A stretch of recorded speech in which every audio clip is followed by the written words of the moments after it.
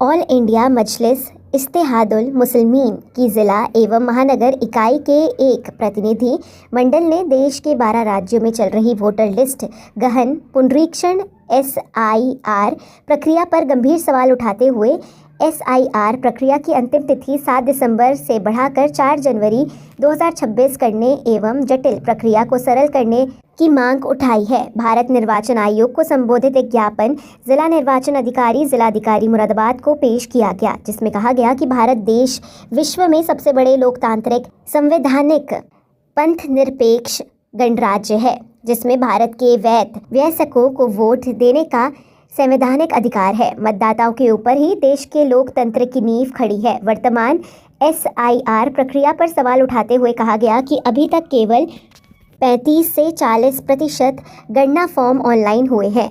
अभी भी 60% गणना फॉर्म ऑनलाइन होने बाकी हैं। BLO पर भी इस कार्य का बहुत अधिक दबाव है।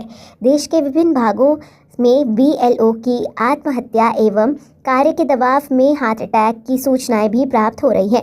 मांग उठाई गई है कि जनहित में वोटर लिस्ट गहन पुनरीक्षण SIR प्रक्रिया की अंतिम तिथि 4 दिसंबर से बढ़ाकर 4 जनवरी 2024 की जाए।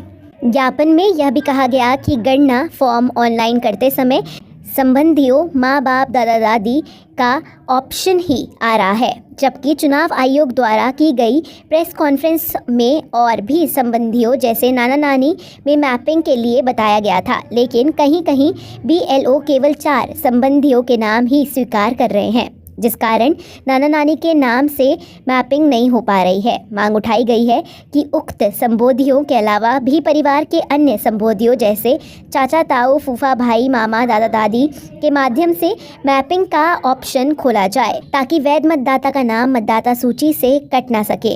प्रदर्शन एवं ज्ञापन के विषय में जानकारी देते हुए जिलाध्यक्ष मोहिद फरगानी एडवोकेट एवं महानगर अध्यक्ष वकील रशीद एडवोकेट ने संयुक्त रूप से बताया।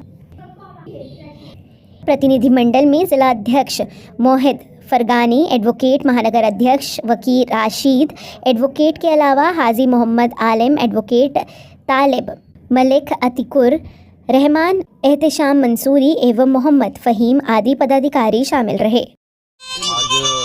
मुरादाबाद की ज़िला महानगर इकाई जिलाध्यक्ष के रूप में हम DM साहब से हमने टाइम लिया था मिलने का, और मेन बात यह है कि जो SIR चल रहा है, स्पेशल इंटेंसिव जो रिवीजन चल रहा है पूरे देश में चल रहा है, तो उसमें जो उन्होंने टाइम दिया है 4 दिसंबर तक का, वो बहुत कम है। उसमें हमारे पास जो सूचना है उसमें यह है कि अभी खाली 10 दिन रह गए हैं उसके अंदर, और 10 दिन भी नहीं है अब तो, और उसमें सिर्फ 40-50% तक जो है वो डिजिटलाइजेशन तक हुआ है, प्रोसेस पूरा हो भी नहीं पाया है। तो हमारी मांग है कि इस चीज़ को जो है वो टाइम को बढ़ाया जाए और 4 जनवरी तक इस मतलब 2026 तक इसको कर दिया जाए। दूसरी बात यह है जो BLOs काम कर रहे हैं उनकी ट्रेनिंग पूरी नहीं हुई है प्रॉपर, उनको पता ही नहीं है। अब जब वहाँ पे जो इश्यूज़ आ रहे हैं वो इश्यूज़ को रिजॉल्व भी नहीं कर पा रहे हैं। मसलन जैसे 2003 की लिस्ट में किसी के पिताजी का नाम नहीं है, उसका भी नाम नहीं है। लास्ट टाइम उसने 2024 के लोकसभा चुनाव में वोट किया है, 2022 के चुनाव में वोट किया है, लेकिन उसका वोट नहीं आया है। अब वो आदमी कहाँ जाए? वो आदमी चक्कर काट रहा है, सब लोग उसको घुमा रहे हैं, उसका कोई प्रॉपर हल नहीं निकल पा रहा है। BLOs पे इतना प्रेशर है कि वो उनके पास बहाना होता है कि हम किस के घर पर जाएँ, कहाँ जाएँ। तो हम भी सबकी समस्याएं भी समझ रहे हैं, हम वो भी समझ रहे हैं कि जो BLOs काम कर रहे हैं उन पर कितना प्रेशर है उन BLOs पे। हमने सुनने में आया कि कितने कुछ BLO ने आत्महत्या तक कर ली इस प्रेशर में आके। तो उनकी भी उनके बारे में भी सोचना है प्रशासन को, शासन को, और ख़ास तौर से जो मुस्लिम बहुल इलाके हैं उन मुस्लिम बहुल इलाकों में SIR का काम प्रॉपर नहीं है। मुरादाबाद की जो इकाई है, MIM की जो इकाई है, उसने बाकायदा 200 वॉलंटियर्स हमारे काम कर रहे हैं इस टाइम मुरादाबाद के अंदर, जो लोगों की मदद कर रहे हैं SIR फॉर्म भरने में, BLOs को भी कोऑर्डिनेशन के साथ कर रहे हैं। लेकिन हमें लग रहा है कि ये काम पूरा नहीं हो पाएगा 4 दिसंबर तक, इसलिए इस काम को बढ़ाया जाए, तारीख को बढ़ाया जाए। तो कहीं ना कहीं बिहार के चुनाव को लेकर चाहे ऐसा तो नहीं है चाहे मुस्लिम इलाके में वोट काटे? हाँ, बिहार में आप देखिए, बिहार में जो सीमांचल का मुस्लिम बहुल इलाका था वहाँ पे क्या किया गया सबको मालूम है। खाली सीमांचल में ही जो है कितने ज़िलों में सिर्फ किशनगंज में 2,68,000 वोट काट दिए गए थे। तो वो वोट किसके थे? वो सब मुसलमानों के वोट थे। तो ये तो बिल्कुल एक बैकडोर एनआरसी है जो चल रही है, हमें उस पर काम करना है लगातार। हम एसआईआर का विरोध नहीं कर रहे हैं, एसआईआर तो एक प्रोसेस है, वो पूरा होगा, लेकिन उसकी जो प्रक्रिया है वो डाउटफुल है भाई। वो पारदर्शिता होनी चाहिए। अब अमित शाह जी, हमारे गृह मंत्री जी, जब एनआरसी का मैटर हुआ तो उन्होंने कहा था क्रोनोलॉजी समझिए। अब वो क्रोनोलॉजी दोबारा समझा रहे हैं। वो कह रहे हैं कि पहले डिटेक्ट होगा, फिर डिलीट होगा, फिर डिपोर्ट होगा।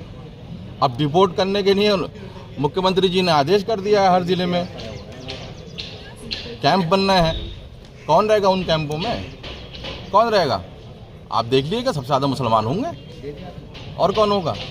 इसलिए हमारी मुसलमानों से अपील है ख़ास तौर से कि वो बहुत ध्यान से अपने फॉर्म भरें और इस प्रक्रिया में पूरी तरीके से शामिल रहें और भारत को, देश को मजबूत करें। तो कहीं ना कहीं